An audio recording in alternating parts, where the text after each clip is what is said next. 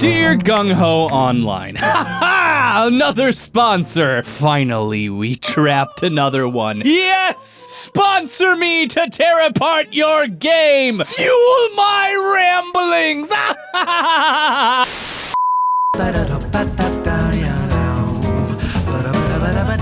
Okay, I've calmed down. Thanks to Gung Ho for this opportunity. I swear I'll be nice.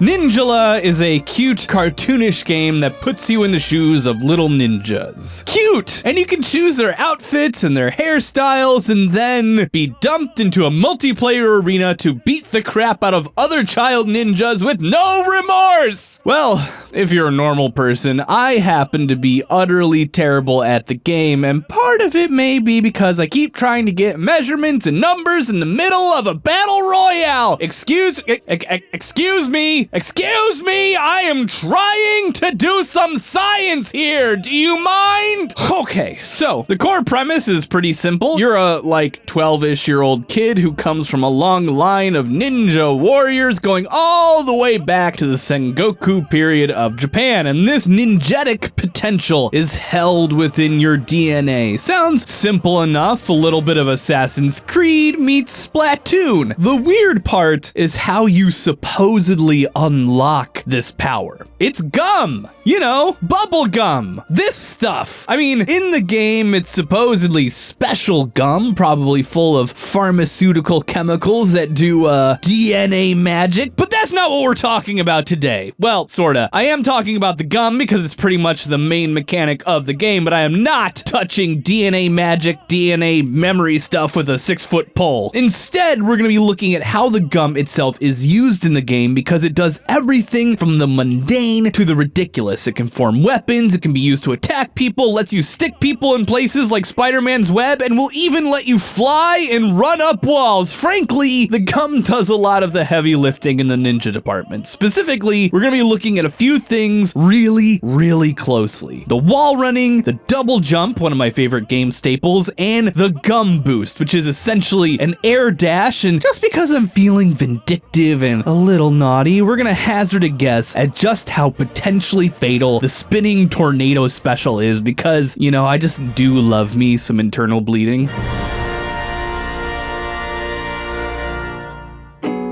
Okay, first things first, the wall running. It's a pretty common staple in games, and it is something that's possible in real life. It works by an athlete using their legs and feet to transfer their horizontal motion into vertical motion. By trading friction with the wall surface, anybody can wall run as long as they're going fast enough. The thing is, gravity will constantly be working against you. Gravity helps you run under normal circumstances by keeping you pulled down and in constant contact with the ground. That will not be working for you here. Every step forward you take on a wall will reduce your contact with it. The contact that was originally only maintained by the momentum you had by running at it. This is why people who wall run regularly can usually only pull off like a meter or two for a fraction of a second. It only takes a couple of steps to cancel out all that forward momentum and leave your feet with no way to push off the wall without just falling backward. And this is why the world record for the highest wall run is only 4 meters. It's just too hard to do this without something constantly pulling you to the wall. And this is where the gum comes in Ninjala. By gluing your feet to the wall using gum, the idea is that the negative effects of losing your forward momentum will be mitigated, and that is kinda true.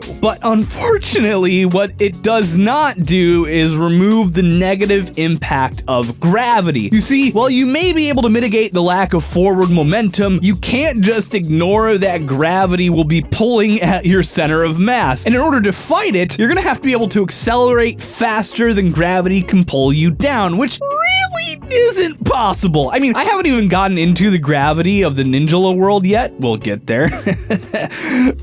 But The best sprinters in the world can only accelerate at about 3.09 meters per second squared, which is well below 1G. Even they would not be able to pull this off. Spider-Man shoes or not. This is especially problematic because the center of mass is right here and would act like one big lever, pulling whoever was stuck to the wall over like, well, a lever. Not even Michael Jackson had calves strong enough to pull this off. And then you'd just be like dangling there, helpless, waiting for someone to come smack you in the face with a Nerf katana. Now, this could be fixed if the hands also had sticky gum on them and the runner were able to make a 4-point contact with the wall, preventing their bodies from flopping over. This would be a lot less like a wall run and more like a wall climb, where you'd be treating the wall more like a massive flat ladder instead of a surface to run on. But alas, that is not what we have here. But let's get to the really fun stuff now that we've gotten wall running out of the way. Double jumping, gum boosting, oh man, this is gonna be some good stuff, and not for the reasons that you were expecting. But before we get there, well, we're gonna need to find a ruler. I need one desperately. I need to do pixel measurements, but yeah, these cartoony games are the worst when it comes to getting one of those. A compass marker with meters? Nope, no such luck. A random yardstick discarded somewhere in a school setting? Nope. But I always find something to measure with. Nothing can stop me! And this video is no exception, and I caught my lucky break when I realized that Eagle City is an analog for New York City. There's a Statue of Liberty knockoff and everything, but more importantly, there's a subway right here. And more importantly than anything else is the sign. The sign! The sign is the key to everything!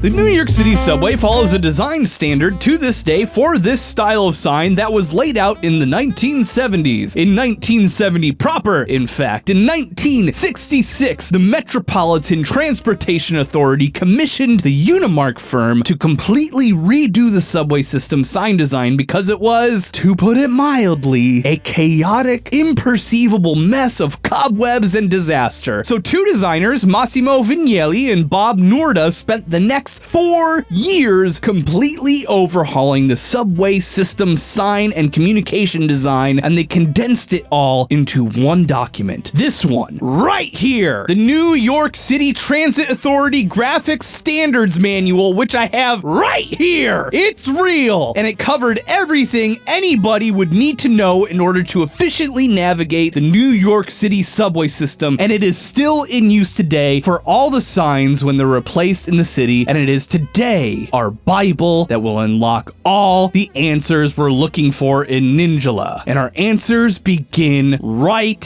here. Page 38. 5 1/2 inch discs. I've got you, gung-ho! You can run, you can hide, but you will never escape me. Whew. Okay, deep breath. Knowing that these discs are 5.5 inches wide is just the beginning. Using wall standing, we can use them to measure our character's stance from toe to toe at 166 pixels, which at 229 pixels per meter gives us a stance width of 0.72 meters. Now, we just gotta transfer that number somewhere meaningful, like, oh, I don't know, man, I wish I had like a grid or some sort of graphing paper, and oh my god, the training dojo is perfect! Look at this! Big squares subdivided with smaller squares. Holy crap, I am in heaven! More games should do this, facilitate my ability to nitpick them apart. I'd really appreciate it. Okay, so a tiny square is 0.84 meters wide, making a big square 4.2 meters wide. We are in business! Okay, so, what were we trying to figure out again? Oh, right! Double jumps! Fun! First things first, though, we gotta measure the gravity of the game so we can know what we're working with. For our force and energy purposes, we're going to assume that the characters in Ninjala weigh the same as an average 12-year-old, 41.5 kilograms. It's a bit arbitrary, but it's close enough to make do, and it'll be within a small margin of that number either way. Okay, falling from a height of 5-ish meters at exactly 2/3 of a second gives us a gravitational pull of 24.7 meters per second squared. Not too shabby. Right in the sweet spot for most 3D games. Good so far. All right, so double jumping. This is impossible in real life. life. Don't believe me? Just try it yourself. It can't work. Without moving your feet somehow faster than the speed of sound, so you can create a pressure wave platform out of the atmosphere to jump against, to push against, you simply cannot move air out of the way fast enough to create enough force on your body to really even slow yourself down, let alone send yourself jumping back up into the air. But here's where things in Ninjala get interesting. If you slow the game down and really look at it, this double jump is almost less of a jump than it is like a propulsion boost. Look at this gum that appears all of a sudden, almost as if it were like a rocket. Well, this changes everything. Gum, man. Do not underestimate this stuff. Rockets, at the end of the day, are just fancy, expensive, very warm devices that take advantage of basic Newtonian rules. For every action, there's an equal and opposite reaction. Rockets specifically take one action, which is to shoot out huge masses of gas from their butts as fast as they possibly can. This creates an equal reaction in the opposite direction, or in this case, a force that pushes something that we want to send up into the sky. That's the basic way rockets work. Technically, you could get into orbit by just like throwing rocks at the ground really fast. It'd be the same basic idea, but it would also be wildly impractical. This is more or less how the Sepratron rockets work in Kerbal Space Program. So, in theory, there's no reason why gum can't be a rocket fuel. I mean, as long as it's going the opposite direction quickly enough, it can do the job. The gum rocket seems to actually be doing most of the heavy lifting, shooting out gum until the player is only 84 centimeters from peak height. But this lands us in a tricky situation, doesn't it? If we don't know how much of the stuff is shooting out, we can't possibly figure out how fast it's going or how much weight is being displaced, making rocketry mathematics impossible, right? Right. Which is where this thing on the back of the character comes into play. The Ninja Gum Bottle. Measuring at just over 14 centimeters thick and 44 centimeters wide and clocking an internal volume of over 7.5 liters, this is the thing that stores your Ninja Gum, the stuff that gives you all your power. Bubblegum can be made from many different materials, from chicle rubber to synthetic gummy materials. My bet is on chicle though, given how tacky it is. Regardless, all gums average at about 1.3 grams per cubic centimeter of density, which at 7.77 liters means this thing can carry a whopping 10 kilos of chewing gum. Lord! Given that from start to finish this stuff shoots out in 0.267 seconds, we're looking at a flow rate of 37.85 kilograms per second, or over 2,442 newtons. This means our Ninja would be accelerating at a whopping 15.69 nice meters per second, up to a top speed of 4.18 meters per second by the time the gum runs out, leaving him with just enough kinetic energy to float up 84 more centimeters before stopping and falling towards the ground. How fast would this stuff have to shoot out in order to accelerate him up that quickly? Not that fast, honestly. I had to estimate the nozzle size a bit at 10-ish centimeters, pretty big, which gives an exhaust velocity of 3.76 meters per second, or just over 8 miles per hour. I'm gonna put this thing in the realm of solidly plausible. Just keep in mind that if you were to try this yourself, it'd be kind of like trying to throw this 20-pound bag of cat litter at a wall at over 16 miles per hour. Not necessarily impossible, but not easy, and I have no idea what this gum is made out of that it's able to have nozzle velocities that huge. C4? I hope not, because C4 is toxic. Do not chew gum that's made out of C4. If you remember nothing else from this video, do not eat C4. Well, with all that figured out, the rest should be easy. Gum boost? Well, your character reaches a top speed of 36 meters per second, freaking 80 miles per hour or 130 kilometers per hour, and maintains it for 0.47 seconds, unleashing a metric butt ton of energy in the process. A 41.5 kilo child covering 15.17 meters in 470 milliseconds would require 47,102 joules of energy energy, which is, frankly, an almost meaningless number. What is not meaningless is the 58,076 watts of power it would require in that time, which amounts to 77 horsepower.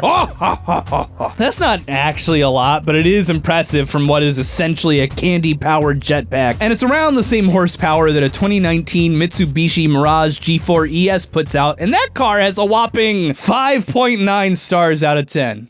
Yeesh. Okay, moving on. This brings us to my favorite gum-powered feat, which is the Tornadoe spinning special attack. It's not technically a ninja parkour move like the others, but it was far too much fun, and I just couldn't help myself. I smacked this worthless NPC computer bot in the practice arena and sent him flying, and he did not go in a straight line, frustratingly, but hey, I'm a math guy, and using the helpful grid system, I was able to determine that he went to the left 4 tiny squares and forward by 19, which means I can use the good old Pythagorean theorem to figure out that he was knocked over 16 meters by this Nerf-looking baseball bat katana thing. Along the way, he reached a peak height of 3.79 meters and spent a total of 1 second and 150 milliseconds in the air, with a gravitational acceleration pulling him down constantly at 24.6 meters per second. This means we know all we need to in order to do some ballistics math, although it will require some tricky algebra. You see, when someone is launched in a ballistic arc, they're actually moving in 2 dimensions simultaneously. They're moving up and they're moving forward. The up-down direction follows the basic rules of gravity. Someone falling in a ballistic arc that takes 1.15 seconds to hit the ground is going to require the same initial upward speed as someone just being thrown straight up in the air. Since he spends 1.15 seconds in the air, we know he must undergo 28.37 meters per second of velocity change, 14.18 meters per second up, and then eventually 14.18 meters per second down, and bam, just like that, using numbers we already had, we have his vertical velocity. Now, after that, we can easily get his horizontal velocity, the speed he travels across the ground. This is even actually easier because we already calculated how far away he lands, and we know how long it took him to get there. Distance over time in the horizontal direction, 16.37 meters divided by 1.15 seconds, bam, 14.23 meters per second. And from here, we can figure out the last piece of the puzzle, the angle our victim left the ground at and his speed and acceleration leaving. Pythagoras comes to our aid. The square root of the squares of our 2 velocities gives us an initial speed of 20 meters per second, 72 kilometers per hour, or 44 miles per hour at 45 degrees, accelerating in just 66 milliseconds. Our poor dude experiences a bone-crushing 30 G's of force to whatever body part of his is hit. There's no way he'd be getting up after that. Honestly, they should stop calling this ninja gum and start calling it, I don't know, like plastic explosive rocket fuel. The real power of Ninjala isn't ninja powers at all. It's the ability to harness solidified jet fuel as a weapon. They are not ninja, they are rocketeers. Anybody else remember that movie? No? Just me? Okay. I want to give a big thank you to Gung Ho for sponsoring this video. It was honestly, if you can't tell, an absolute blast to put together. It's not every day that you get to, I was gonna say something, but I realized that this actually is pretty much what I do day to day. If you want to check out Ninjala, you can. If you have a Switch, it is free to download and play online without subscribing to Nintendo Switch Online. They have cool promos too, and just finished a Sonic the Hedgehog outfit promo and are about to start a collab with Kyary Pamyu Pamyu with a custom remix by Steve Aoki, and will have outfits and emotes, the whole shebang. They have 8-person free-for-alls or 4v4 teams if you're into that sort of thing. One cool thing is, even though it's free to play, there's no pay-to-win microtransactions. It's all cosmetics for your avatar. If you want to play, you can grab it on the Nintendo Switch store or click the link in the description below. Sincerely, Austin.